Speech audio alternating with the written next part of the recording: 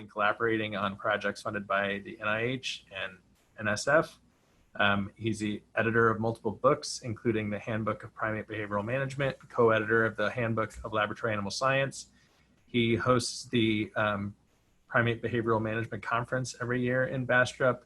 He's also the primary organizer of Project Monkey Island, which is the 3 R's for the Caribbean Primate Research Center, which helps with the Primate Center and also the nearby town in Puerto Rico, which were devastated by Hurricane Maria, and his group has made great strides in rehabilitating both the Primate Center and the area around it.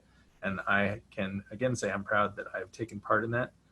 The other piece of that I'd like to say that I'm not even sure Steve is aware of is that he has a big hand in this conference ever having existed for 7 years, which is that it was his primate training and enrichment workshop, and more specifically it ending, that inspired Christina and I over those beers at the brewery in Colorado to decide that we needed to organize something like that in order for people to still have a forum to talk about social housing and about the 3 R's.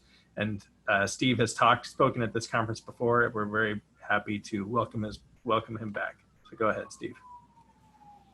Okay, so I'm going to try and do this distance kind of thing.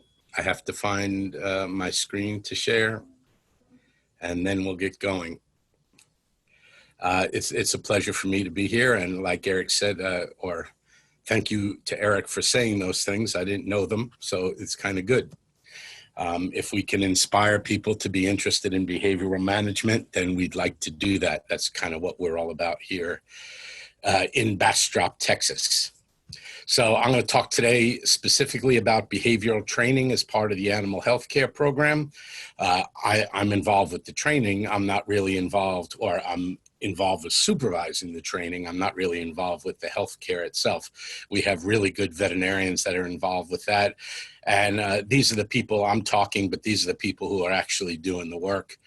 And you're going to see most of them in the videos that I show. And you know, they're all super good at what they do. And obviously we wouldn't get very far if they weren't super good at what they did. So here's just a little bit of an outline of what I'm going to tell you about. I'm going to spend a couple of slides on behavioral management, a couple of slides on positive reinforcement training. I'm then just going to tell you what the goals of training in animal health are all about, and that's just to maintain and maximize health. The other 3 are basically restatements of the same thing.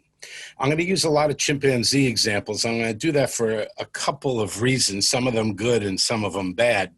I know that many of you do not work with chimpanzees, so maybe it's not all that relevant to see stuff, you know, training episodes with chimps.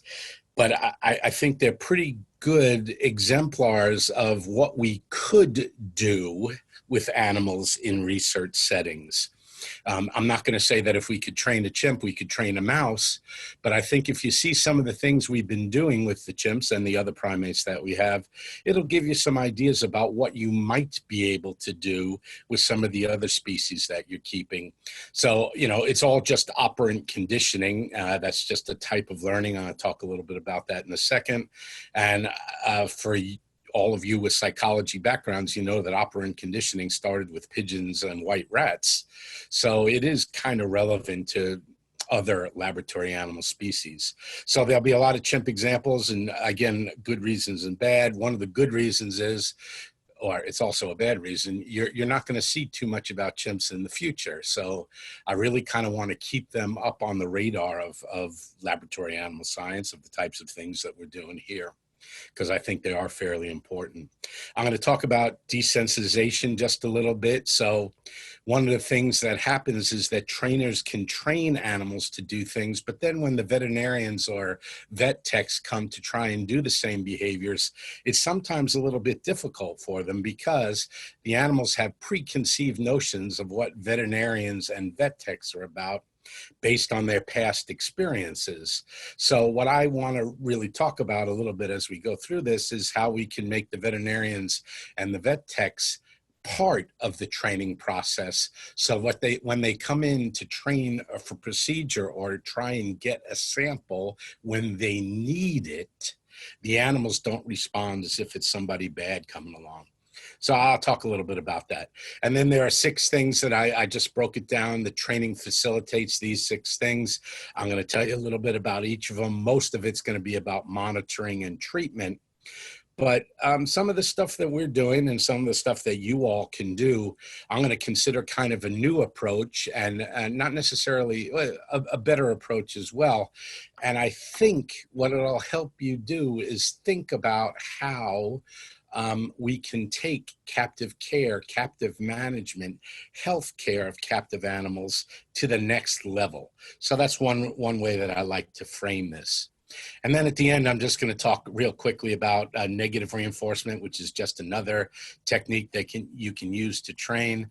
I'm going to speak just again for a second about how important it is to try and get a pool of animals that are trained to do a variety of different behaviors, so that in the event that you have a research project come up that maybe needs a particular animal doing a particular thing, you already have that animal trained up and ready to go. And then the last thing, we'll just talk for a second about how the more training animals get, the easier it is to train them. So if we're training them for healthcare and the researchers are training them for research, it makes it easier for both of us to get the animals, or for the animals to do what we want them to do. So I'll show you a quick video. I'm going to try not to talk over it so that you can hear the things that are in there. There's just a rhesus monkey being trained for a variety of different behaviors that all go into healthcare. So let's see if we can get this to play. Listen for the clicker. Watch the reinforcement.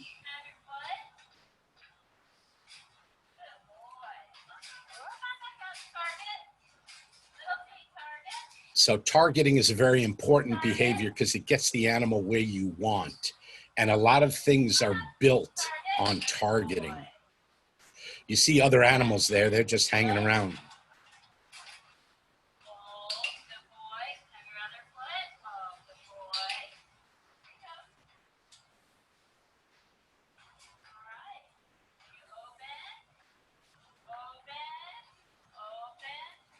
I love this behavior. If you're going to gavage, obviously that's something you might want the animals to do.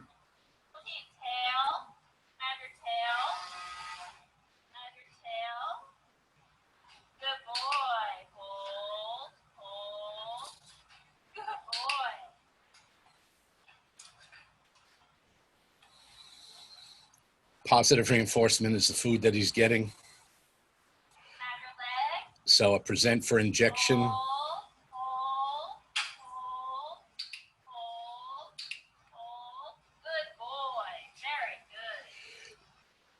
So as we go through this, I'm going to want you to be thinking about, I'm going to make a big stink about the fact that these behaviors are voluntary on the part of the animal. And I don't want you to take my word for it.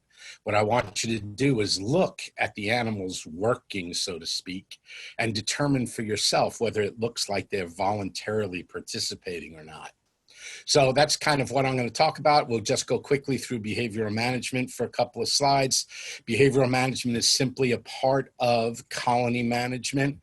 It typically involves socialization, environmental enrichment, and PRT, positive reinforcement training. That's what we're going to talk about today. Behavioral management has to fit into, it has to be integrated with all the regular things you're doing to take care of your animals already. So all we have to do is try and fit in. It's not easy for behavioral scientists to try and fit in sometimes, but we do our best. And we're going to aim for, particularly for this talk, talking about how the healthcare things that we do really fit into overall colony management. And so what we're really trying to do with behavioral management is give the animals opportunities to behave in species typical ways. Okay, so we're providing them with opportunities to do that. It's up to them to decide whether they're going to use those opportunities or not. So that's really critical. We're providing the opportunities. The animals are choosing to use them or not. I'm just going to skip this video because I think I'm already a little bit behind. So I want to make sure I get the more important ones in there. So what we're trying to do with behavioral management is make a functionally appropriate captive environment, something we call a FACE. And so we're trying to make functionally appropriate captive environments, FACEs. And what we do is we figure out ways that the environment works on the animals and the animals work with the environment, and try and functionally simulate those things in captivity.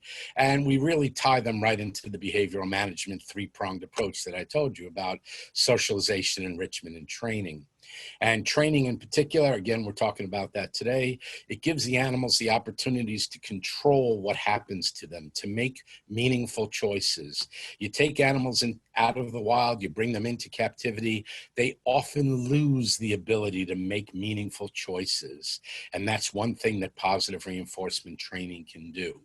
So why do we do it? We do it to maximize the animal's well-being, welfare, wellness, whatever term you want to use. And then a very important question that I think we have the answer to is, why does MD Anderson pay me to behaviorally manage our non-human primates? And the way we try and sell the work that we do, and I guess we've been reasonably successful at it, is that by behaviorally managing the animals, we're improving them as models for research. So we're enhancing the quality of the animals as models. We're enhancing the utility of the animals as models. So I'm going to show you mostly healthcare behaviors today, but think about how some of these behaviors that we've trained the animals to do might also be useful in a research context. So again, what I'm trying to do, what I want you all to think about in terms of why behavioral management is, let's figure out ways that we can take captive care to the next level, and particularly, again, for this talk, let's figure out how we can take health care to the next level. So I'm going to tell you about positive reinforcement training. Very briefly, I'm going to do it. The same goal that we have for behavioral management is the goal that we have for positive reinforcement training. We want to make a better animal model, higher quality, higher utility. Okay. And the key to positive reinforcement training is that we want the animals to voluntarily cooperate with the things we want them to do. And I'm going to put it a different way, with the things they want to do. And these will include husbandry procedures. And again, for today, it's healthcare procedures, also research procedures. And positive reinforcement training is based on what we call the stimulus response reinforcement contingency. I'm going to tell you about that in the next slide. We're going to ask the animals to do relatively complicated behaviors, and they're going to do them, and they're going to get reinforced for them. That's the whole story. But if we ask them to do relatively complicated behaviors, we can't just say, monkey, stick your arm through the sleeve, leave it there, let us take the blood sample, and switch tubes using the vacutainers. We can't give that as one command. We have to shape that behavior. And positive reinforcement training is based on shaping. You take the complicated behavior last, you go through progressive baby steps to get there. And what you end up doing is reinforcing successive approximations of the target behavior. That's what shaping's about. So remember, it's the stimulus response reinforcement contingency. We ask an animal to do something, the animal does it. If you were a live audience, I would ask you what happens. If you want to take this as a poll or something, it's stupid to do it that way, but you could say, you ask the animal to do it, the animal does it, and what happens? Well, the animal gets the reward.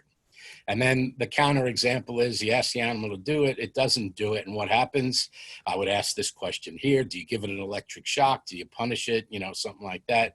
The answer is absolutely not. The animal simply doesn't get a reward. So remember, this is all based on the stimulus, what you ask the animal to do, the animal doing what you ask it to do, and then the animal getting a reinforcement.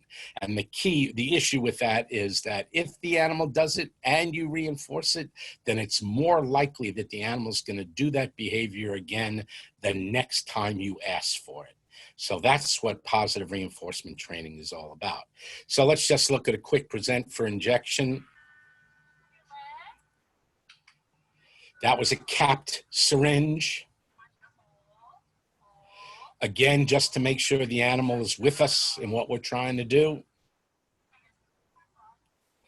Take off the cap, little poke with the needle just to make sure it's still working.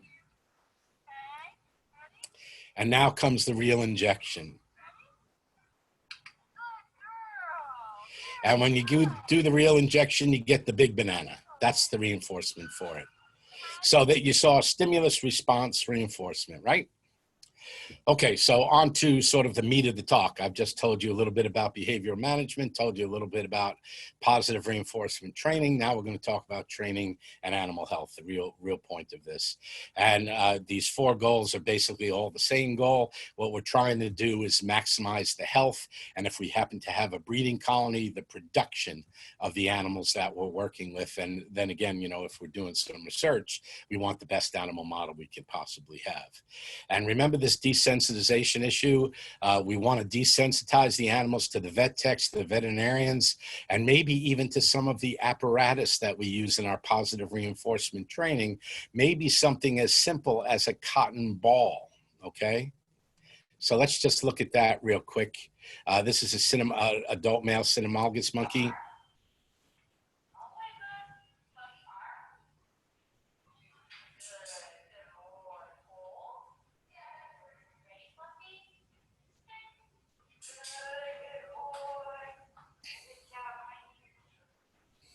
So again, I'll ask you, do you think it's voluntary? And then I'll ask you, do you think he knows what's going on? So he didn't like the cotton ball. So now we have to desensitize him to the cotton ball.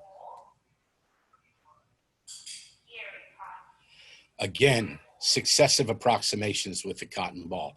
We reinforced him simply for allowing us to bring the cotton ball close to him. Okay? All right, so now I'll just tell you about the 6 things that training really helps with. You see them right there, monitoring and down to these new approaches. Okay, So we can monitor the animal's weight. We can have them sit on a scale. We train them to sit on a scale, and we can keep track of their weight. Don't have to anesthetize them for it. We can monitor their physical condition. You saw that with the rhesus monkey at the beginning. We can check hands. We can check feet. We can check tails, variety of different things. We keep our animals outside, so maybe they have some pinworms, and maybe we can check for pinworms. Maybe they have a heart murmur. Maybe they have, we want to make sure they don't have MRSA. And in this day and age, obviously COVID-19 is something we'd be interested in. So maybe we have to do some brain reaming nasal swabs to see if they have COVID-19. Haven't done that yet. I'll just show you some other stuff. And then of course we want to do some physiological monitoring too. So here's how we test for pinworms. You take some sticky tape.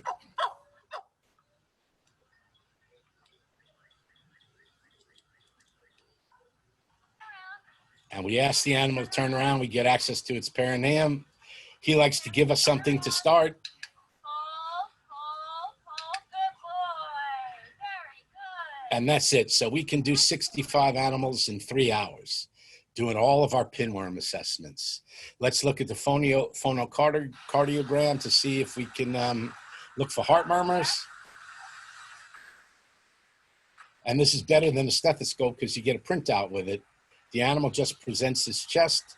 You count down. You show the animal you're counting down. And there's what we get on the printout. So again, I hope you're thinking about voluntary and things like that. Okay, so now maybe we need a nasal swab for MRSA. We never surprise the animal. We're not trying to cheat him or anything. Okay, that's for MRSA. You don't really need the brain reaming thing, like I said, for COVID-19. And here's just another example. Samson nose. Hold. Good boy, Samson. Good boy. And nothing they like better than a little fruit and one of their favorite people saying good boy. It's really reinforcing for them. Okay, so that was monitoring. Now maybe we want to do some diagnosis. So we'll get some voluntary blood samples probably. And the animals are well trained to do these things if you go through the proper training procedures. I'll show you a bunch of those. And just an important thing to note is that when you have animals trained up to criterion on particular tasks and they stop performing, stop participating in those tasks, you can use that probably as an indicator that maybe they're not feeling well. Now, other things could be going wrong, but the possibility exists that they're not feeling well, and that's why they're not doing the behavior. So by doing monitoring, by doing diagnostics, you're not only getting the information you want, but if they, when they do the behavior you ask for, if they stop doing the behavior you ask for, then that might tell you that something's wrong. So this is one of the longer videos I have. It's about a minute. We're going to get blood glucose out of, we're going to get glucose, we're going to get blood out of the finger of this animal using the lancet so that we can use the glucometer and determine blood glucose levels. Sorry, I stumbled over that a bit. And again, I'm going to harp on this voluntary issue.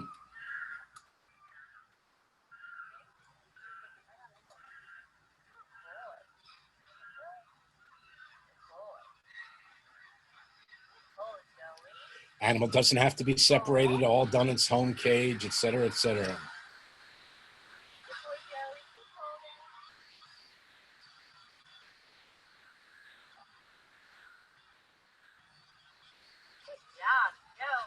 Okay, I'm not going to wait till the end when we see that the value is about 86 or something like that.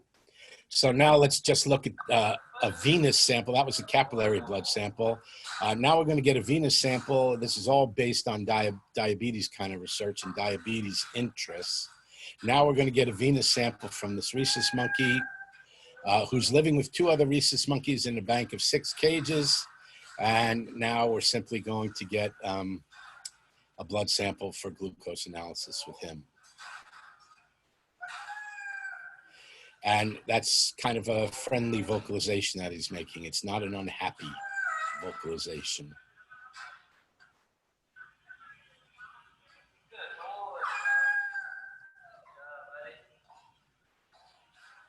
I think he knows what comes next.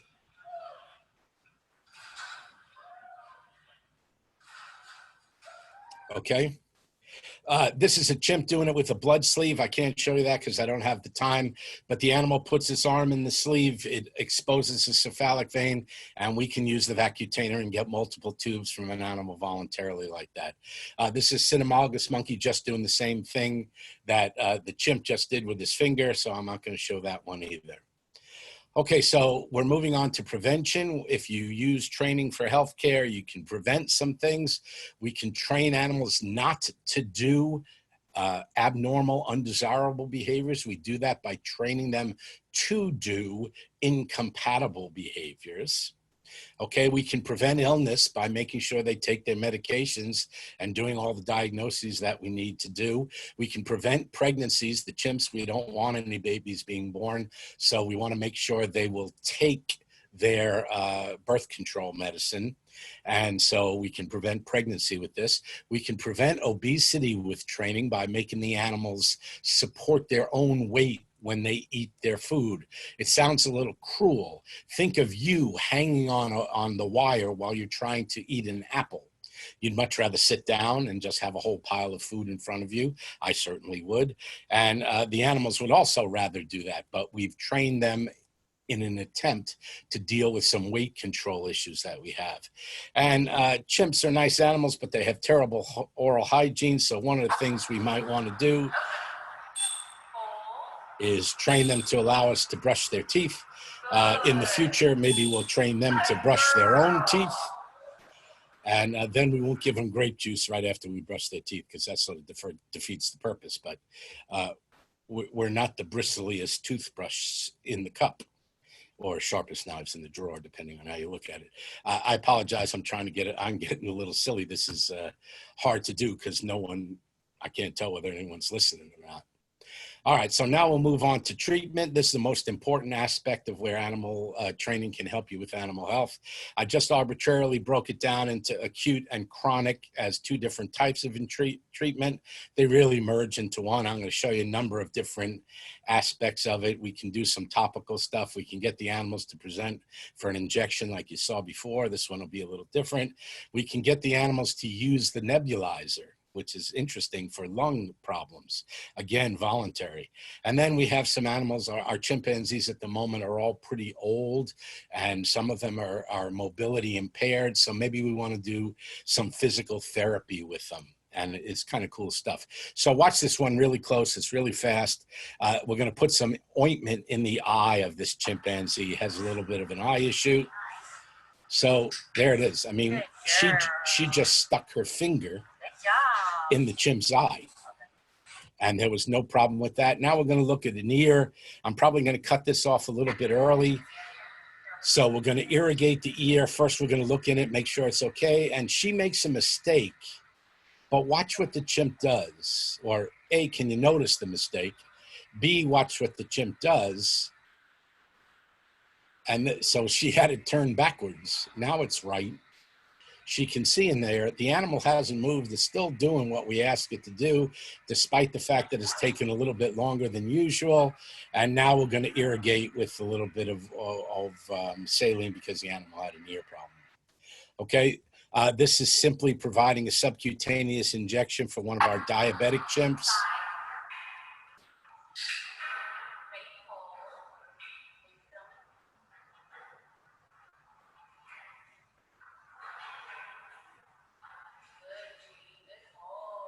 Okay.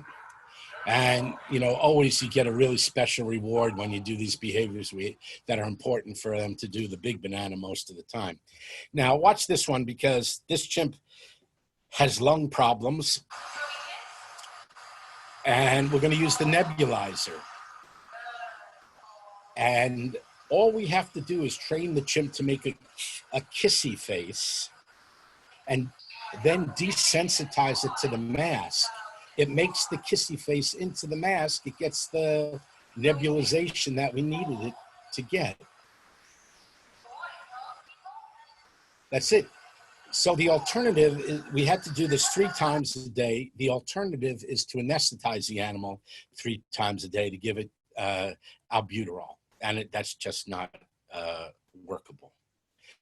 Okay, I'm going to skip this. It's an animal who observed that other animal working and decided she wanted it for herself. So we nebulized her with just saline. She didn't need it. She just wanted to play the games with us. And I'll show you real quick just some physical therapy. This animal mobility impaired. We wanted to get a little bit of exercise. We wanted to stand up.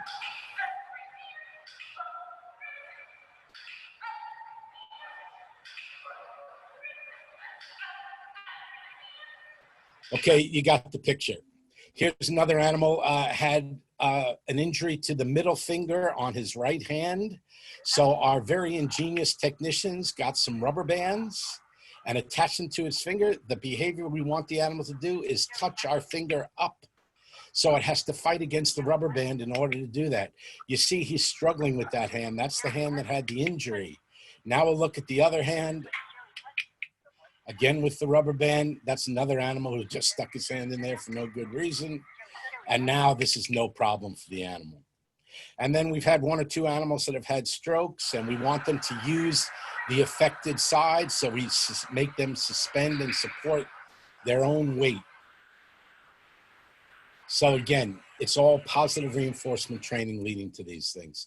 I don't have time to tell you about a self-medication study that we've done. Chimps in the wild, when they feel sick, they'll go eat a specific plant in a specific way, and that makes their stomachs feel better. We have animals with arthritis, so what we've basically done is given them 2 different medications, 1 in blue Gatorade, 1 in green Gatorade, and then during the end of the study, we let them choose which of the medications they want. So that's really kind of important because the animals get to choose, they get to tell us what they prefer.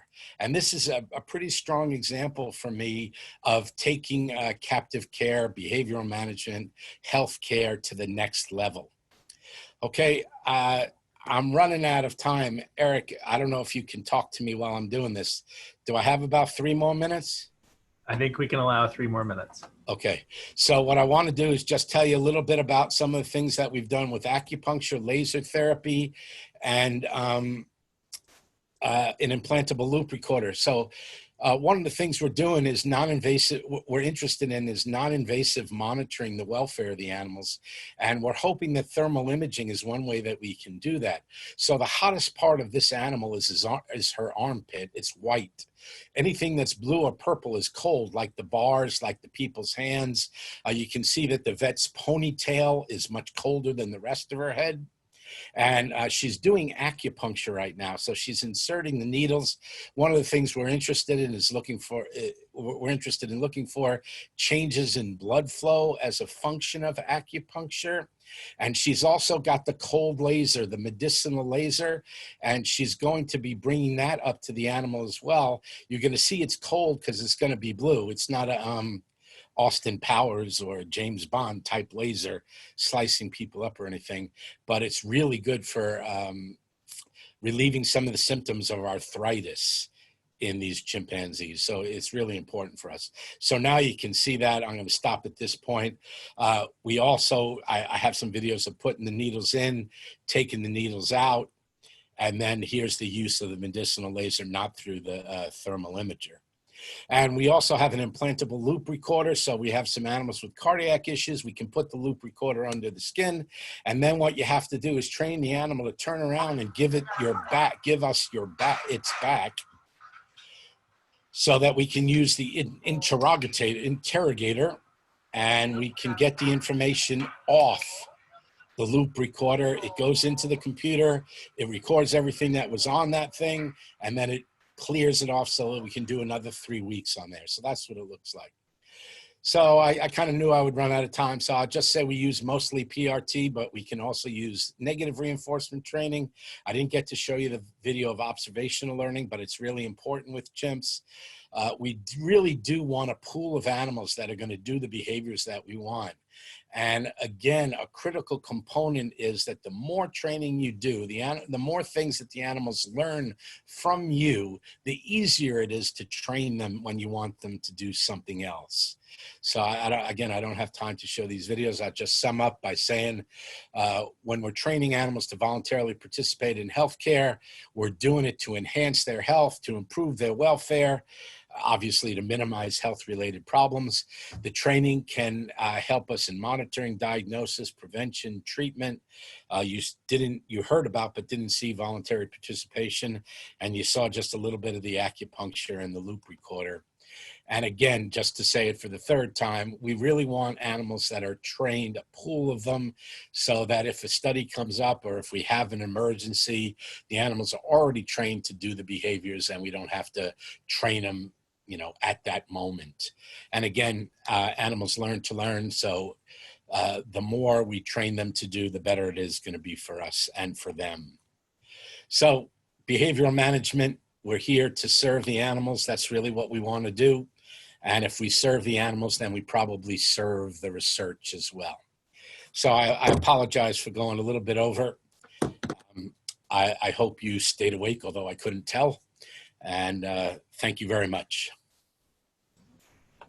Thank you. Should I stop sharing? Yes, stop sharing. Okay. Thank you to Steve. That's a great talk. We are going to hold the question and answer at the end of this panel of 3 speakers. So hopefully Steve will stick around for that.